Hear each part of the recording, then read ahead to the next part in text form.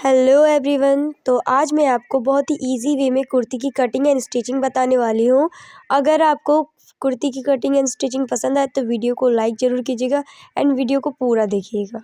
सबसे पहले आपको नॉर्मली कोई भी आपकी कुर्ती जो आपको बहुत अच्छे से आती हो उसे आपको फैब्रिक के ऊपर रखना है और फैब्रिक को 4 फोल्ड कर लेना है। उसके बाद चॉक से उसके ऊपर मार्किंग करनी है। पहले साइड से मार्किंग करनी है, चाक वगैरह सबकी मार्किंग कर लेनी है। उसके बाद आपको फिर नेक की भी मार्किंग करनी है। अगर आपको कुर्ती की लेंथ को और ज़्यादा बढ़ाना है तो आप 2-4 इंचेस प्लस कर सकते हैं, नहीं तो आप जो आपकी कुर्ती है उसके साइज़ के अकॉर्डिंग भी कर सकते हैं। उसके बाद हम नेक की मार्किंग कर लेंगे एंड शोल्डर की भी साथ में कर लेंगे मार्किंग। और मार्किंग होने के बाद सूट को ऊपर से हटा देंगे एंड मार्किंग को पूरा कंप्लीट करेंगे। पूरा प्रोसेस बहुत ध्यान से देखिएगा, एक-एक मार्किंग को बहुत अच्छे से समझिएगा। अगर कोई भी डाउट है तो आप मुझे कमेंट सेक्शन में पूछ सकते हैं, मैं आपको क्लियर करूँगी। ये बहुत ईज़ी तरीका है जिसमें आपको इंची टेप की ज़रूरत नहीं पड़ेगी। आप विदाउट इंची टेप अपनी कुर्ती की हेल्प से ही अपनी कुर्ती को कटिंग कर सकते हैं। हमारी मार्किंग लगभग कंप्लीट हो गई है। अब हम 1-1 इंच छोड़ करके सिलाई का मार्जिन देते हुए मार्किंग कर रहे हैं। इससे क्या होगा, हमें स्टिचिंग करने में बहुत आसानी होगी। नीचे अब मैं लेंथ मार्किंग कर रही हूँ। लेंथ के लिए भी मैंने 2 इंच एक्स्ट्रा मार्क किया है जो फोल्डिंग में चला जाएगा।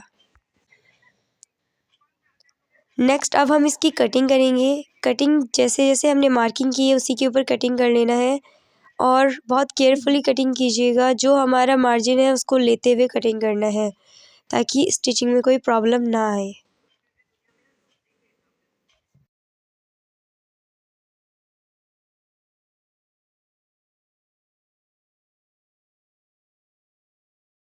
कुर्ती की कटिंग होते वक़्त आप इस बात का ध्यान रखिएगा कि आपने जो 4 फोल्ड किया था फैब्रिक को वो अच्छे से हो। अगर इधर-उधर होगा तो फिर आपका फैब्रिक गलत कट सकता है। हमने अपनी चाक के लिए भी कट लगा लिया है ताकि हम स्टिचिंग करते हुए भूल ना जाएँ कि कहाँ पर से चाक छोड़ना है। बाकी अब हमारी पूरी कुर्ती कटिंग हो चुकी है। अब हम नेक्स्ट प्रोसेस की तरफ बढ़ेंगे।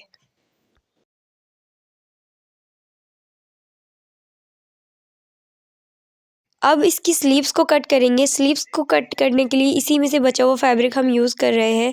पहले हमें फैब्रिक को 4 फोल्ड करके रख लेना है। आप देख सकते हैं वीडियो में मैंने किस तरीके से रखा है और उसके ऊपर जो हमारी कुर्ती थी जिससे हम सिल रहे हैं कपड़े को, उसको रखना है।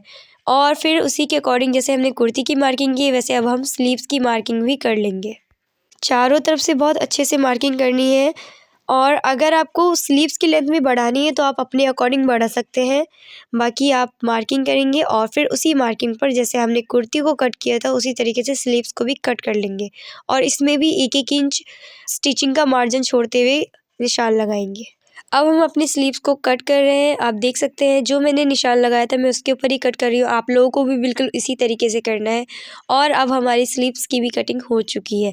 नेक्स्ट हम इसका नेक डिज़ाइन बनाएंगे। इस कुर्ती की जो मैं नेक डिज़ाइन बना रही हूँ वो अभी बहुत ट्रेंड में थी। उसमें हम बीड्स का यूज़ करेंगे और बहुत ही ब्यूटीफुल सा डिज़ाइन बन के रेडी होता है वो मैंने प्रिंटर्स पे देखा था और वो मुझे बहुत पसंद आया था तो मैं उसे ही रिक्रिएट करने जा रही हूँ। तो सबसे पहले आपको 3 इंचेस नेक के लिए मार्क कर लेना है। उसके बाद उसकी नेक की लेंथ 7 इंचेस पर मार्क करना है और उसके बाद दोनों को जॉइन कर लेना है। उसके बाद अब हम 5 इंचेस पर मार्क करेंगे। 5 इंचेस पर मार्क करने के बाद एक और स्ट्रेट लाइन ड्रॉ कर लेंगे। यहाँ पर आपको हाफ इंचेस का मार्जिन छोड़ना है क्योंकि हम यहाँ से तिरछी लाइन ड्रॉ करेंगे जिससे हमारा नेक का डिज़ाइन क्रिएट हो जाएगा। आप वीडियो में देख सकते हैं मैं किस तरीके से कर रही हूँ। जब ये पूरी तरीके से ड्रॉ हो जाएगा उसके बाद 1-1 इंच हम मार्क कर लेंगे अपनी कटिंग के लिए एंड उसके बाद इसको कट कर लेंगे। बहुत केयरफुली कट कीजिएगा ताकि इसका डिज़ाइन बिगड़े नहीं। और कट होने के बाद हम, क्योंकि ये पेस्टिंग पेपर है तो अब हम इसे पेस्ट करेंगे प्रेस की मदद से। कुर्ती की कटिंग में से जो फैब्रिक बचा है उसी के ऊपर हम पेस्टिंग को पेस्ट करके चिपकाएंगे और मैं इस नेक डिज़ाइन को पेस्टिंग की हेल्प से इसलिए बना रही हूँ क्योंकि पेस्टिंग से फिनिशिंग बहुत अच्छी आती है।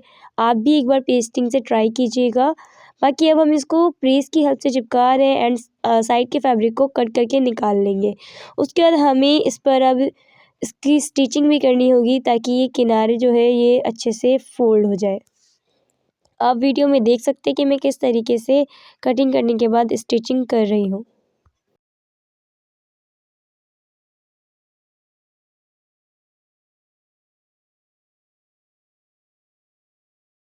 स्टिचिंग पूरी हो गई है। अब हम कुर्ती की दोनों साइडों को मिलाते हुए बीच में एक निशान बनाएंगे ताकि हमारा जो नेक है वो अच्छे से सेट हो जाए।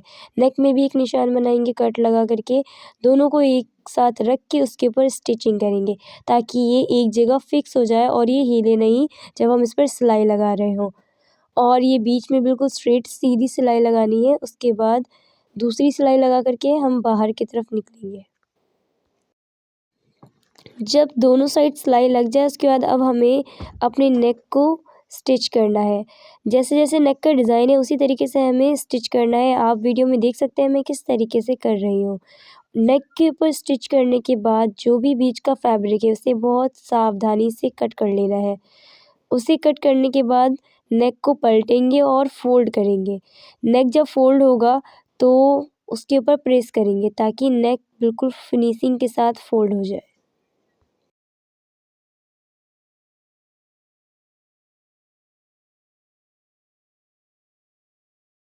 अब हम नेक के किनारे में भी सिलाई लगा रहे हैं ताकि ये अच्छे से सेट हो जाए। आप चाहो तो सिलाई की जगह पे तिरपुई भी कर सकते हो, उससे और अच्छी फिनिशिंग आएगी, लेकिन मैं सिलाई का ही यूज़ कर रही हूँ।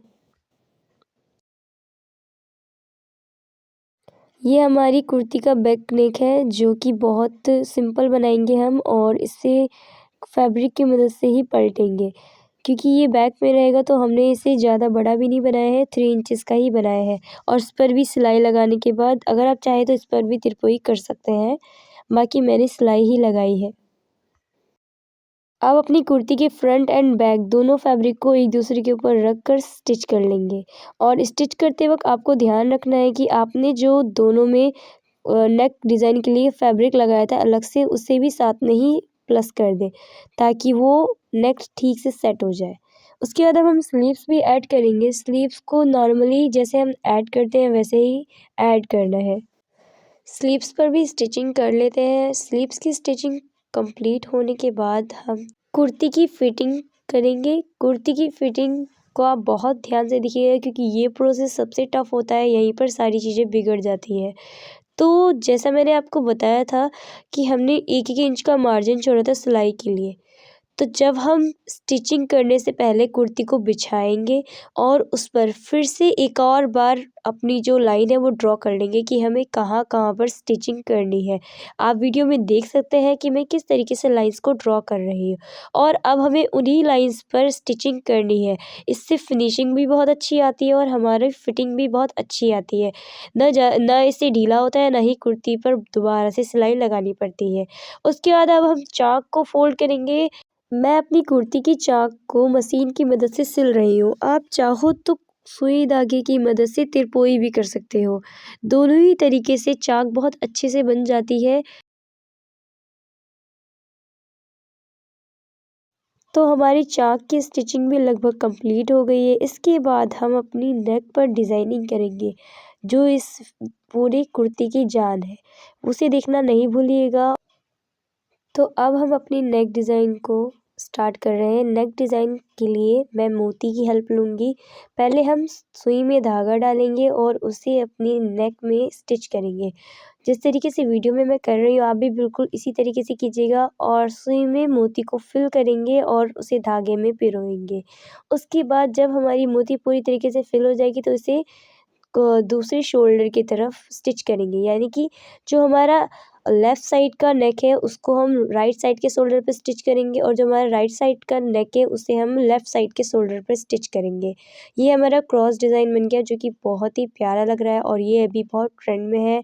और आपको ये कुर्ती की डिज़ाइन कैसी लगी, इसकी कटिंग एंड स्टिचिंग वीडियो आपको ईज़ी लगी तो प्लीज़ इस चैनल को सब्सक्राइब कीजिएगा, वीडियो को लाइक कीजिएगा और एक प्यारा सा कमेंट कीजिएगा।